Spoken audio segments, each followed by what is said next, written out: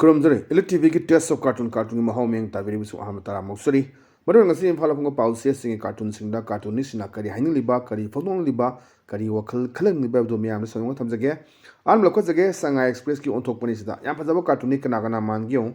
Zayda hangoi si kana mali khoi ki amisa man bahai si ko chaman pan be aroi. Na dum case defamation ga lakpo ya no wang takpi da me ko ai ga BBS da su ai una jaba matam da sida amisa man bam yawre. Thamban sina pass सालगा कपग mummy तारग लेरे अदो सनाकंदा कोई ताइबी मानबमा खोइसिना लेरे सिनसे यम फजरे रले साइगी अमिसा मानबे जाइदे मणिपुर की थंबाल नखोइबो कमदो रिगेने मथंगी boat सुरु कुइदक्त्रे अन हारक पनि नुंगाइतना रदैदा साइ पीरेगा लेरे थंबान सिदी अदा साइगी कोई ताइबी मानब खोइसे किनाइदे कानरोय मणिपुर थंबाल सातप ngamaroyena होइसे मुक्तना लेरिबनी खुबा कांगबु गिसु 27 सिददी हेक्ट पायरदबनी मखोइना ना जिस दोआन जगा ततना कैंपेन तौदना अगोइ सिदगी भोट चोर गड्डी शोर तोआन तोमा जगा जी कैंपेन अदगी सोशल मीडिया सिदा मोइना तौरम थबक मयाम जे लोइना तौनरी प्रजा सिंगदी लोइना खंगिबनी अदुना अजिक मयाम खोइगी बीजेपी मनुंग दसुनी हाइ तारे थमाल मनुंग दसु मोट मानरक्तबा और सरकार से मौददी 27 दा खोइ वानी खोनि हारकपा अखोइगी यांगलम केंदगी एमएलए फोटो फम लेग्रे ngasi kadjam phajaba ram phajana ji amisa manbam ne thamban suktharaga kapga lebam ne aduga khubaki taibina seida ngangaga amna hangoi gi saktam loholi bani amna khoi gi amna thamban gi ana yam phajaba cartoon ne thamjage mathang de leisna koi sana leba ki loire dana se yengbiu study masigi se mai chap chabo khangdre du karam thodo thokibano da mana haire human rights ki wangang ba chatkani gari senglamu haraga sengdrabarana ada masina hai howda ngairi oja loiselak lagena ana piningi ba athase akoina bhab ta ba ngamdre masi kari incident amo leibano natragana magi human rights khongaw ne haibara mai gari sengali seduna human rights ki wangang ba chatkani gari senglamu haraga sengdrabarana howda ngairi oja loiselak lagena simi piningi ba athase madi asi loksan mangamdre kari thodo leibano haiba onda मथंग दलरिसना कोई पोना फोंगी बालो है अदुने बालो है से यंगबियो याम फजबा कना कना मानबा यंगबियो अखोइगी PM मानबम ने अदुगा आईसीएम मानबम ने अदा पीएम मानबसना हाइबनी है मखोइ सिंगदु लाक्त्रबरा हा अन हंगबने अदा अमसिना आईसीएम मानबसना लाक्त्रे अइना नोमि कापले फनबदगिना पीएम मोदी मानबसना हंगबनी मागी होम मिनिस्टर मानबसदा कयाना है मखोइ सिंगदु लाक्त्रबा हाना दिल्ली आइता लापा सुंगन उन्नबिदबदो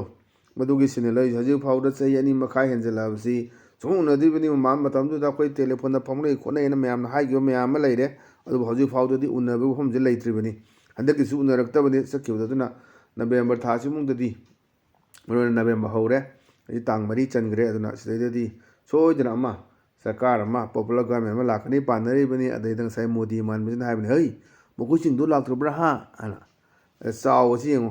सिगी पीएम मानबसदा आईसीएम मानबसदा हंगिने मा चौकीदा फंगायरगादा लाक्त्रे अइना नोमि कापले फनबदगिना याम फजबा सिसु वान तोक लेबा कार्टून ने थमजगे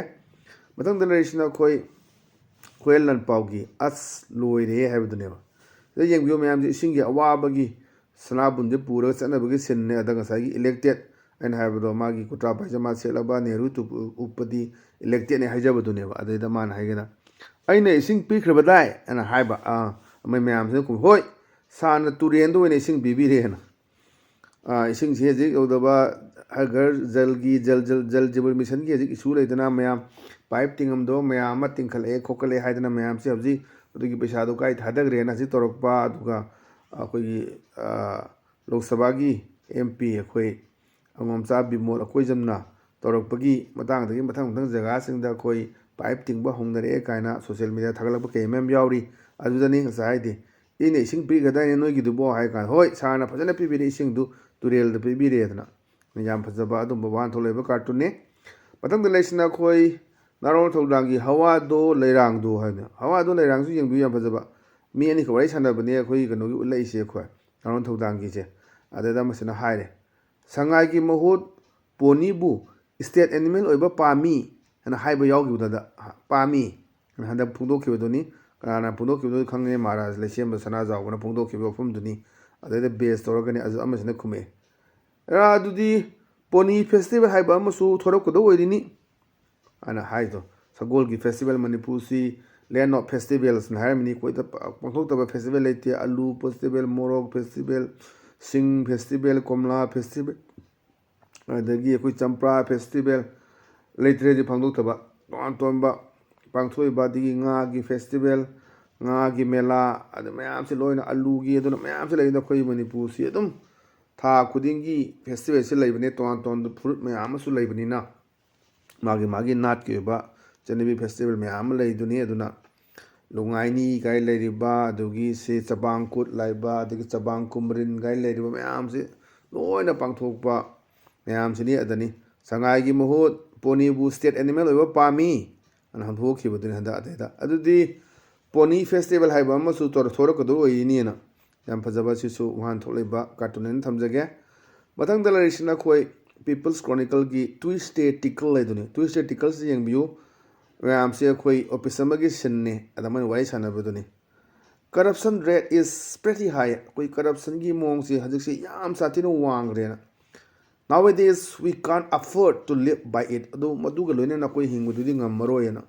corruption rate से असुक के मतिंग मांग रहे था मोई मतम ने कई दौरी during our days a feast or a feast solve everything ना Ngama, Nataga Chakle, Namacharaga, Sanama Miami, Haina, Halaman, Harami, Tabak Happy, Kopi Miam Lak, Posetum, Matandu the Pashanu Sazaba Tokte, Natara, Mapiba,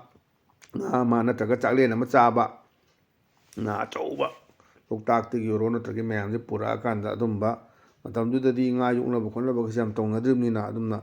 Loktaking, Pazabokomodo Piraga, Assignment Torome, the Gitsaksharam, Samin of Hajikti. Tabak to seeing view ni Sipai the Horokari act the regular Natrasu, Lak Trama Kuntrani Pusina, Madu Tana, Honda with the Sipai Miami to Roto Patuko Yodams and the Kaibo, Karitobo, Diwali the Kaibo Chapo, Lambi the Nibo, the Mayang Yote Tadela with the Nibo, the Gari Toroga Command the Kaibo, Mayam the Todoni, Adogi films like and as Quematam the Adum Chakcharama, doing a Pirgatorum to Haziki corruption curiosity, Yam sat in a highway, Wangrena, that quick Hanaba High Tarico, Adugishinam Utpa, Yam Pazabasi, one to Leba, cartoon and Tamzage, and on a city, the ELITETV test of cartoon, cartoon Mahao, Matanga Solutions, being Tiberius in Momokan Kurum Zabolina, Katina Bet Nijeri, Pinebis.